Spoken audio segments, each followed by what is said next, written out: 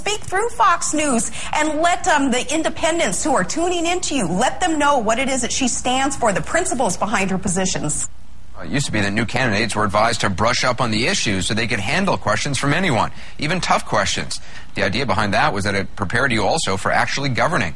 But now the advice to candidates is only to talk to sympathetic reporters. We need to start now by electing strong leaders who aren't afraid to shake it up. We need strong, principled leaders, public servants who respect our Constitution. We need clarity. We deserve answers, so we don't ask the same questions tomorrow.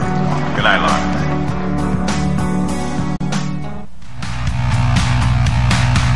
We are now hearing, coming out of Washington, D.C., that a value-added tax is going to be one of the recommendations of that commission. A value-added tax would be incredibly destructive to this economy at a time when we need to be growing our economy. Where are you going to cut? Where are you going to cut? Entitlements. What benefits are you going to cut? What eligibility are you going to change? You know, Chris, I have to say, with all due respect, you're asking a typical political question. And you call it a political question when I ask you to name one single entitlement expenditure you're willing to cut. Chris, I believe that to deal with entitlement reform, which we must deal with, we ought to put every possible solution up on the table. Wow. That was a very interesting exchange and a fair question for sure. Welcome back to Morning Joe. The Republicans say we want to bring down the deficit. And then the media says Republicans will win because they want to bring down the deficit. That's what explains the election. It's the deficit. No, it's not. If it were the deficit, this would not have just happened. You want to extend all the Bush tax cuts, which would add $4 trillion to the deficit. You say balance the budget by cutting spending. Question, as a bottom line businesswoman, where are you going to find $4 trillion to cut? Well, let's just start with the fact that, as you pointed out in your last interview, spending has skyrocketed out of control in the last 2 years. Forgive me, Ms. Fiorina, where are you going to cut? Where are you going to cut? Entitlements. What benefits are you going to cut? What eligibility are you going to change? You know, Chris, I have to say, with all due respect, you're asking a typical political question. Republican Senate candidate Carly Fiorina of California on Fox News Sunday yesterday.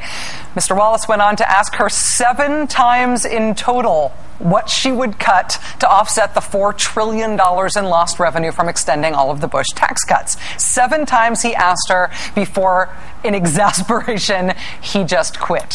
If the Republicans really were poised to gain seats in this election because they're so credible on fixing the deficit, then major Republican candidates would not be on TV 2 weeks before the election proposing to add $4 trillion to the deficit with no corresponding cuts, no way to balance it, and no explanation. And this is not just true right now. This is not just Carly Fiorina falling apart. This has been true. The Tea Party American movement is going to grow. On November 3rd, November 2nd isn't the end of this. It's the beginning of this, the reawakening of America and understanding what our foundation is and how America was built and how it became prosperous and generous and safe. And now we need to build upon that.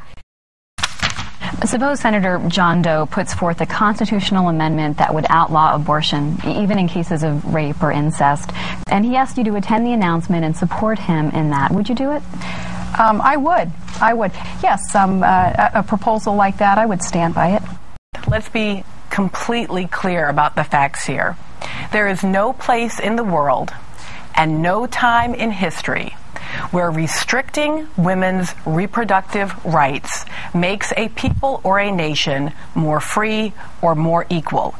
These extreme positions on abortion are, without any question, a war on American girls and women, and the fact that there are women who are both complicit and participatory in it is really neither surprising nor unprecedented. It has always been true, and it is incredibly important that we recognize that despite the fact that we can be very proud of these women and as politicians, that the question is, how do women as citizens fare on the other side of them either being elected or not elected?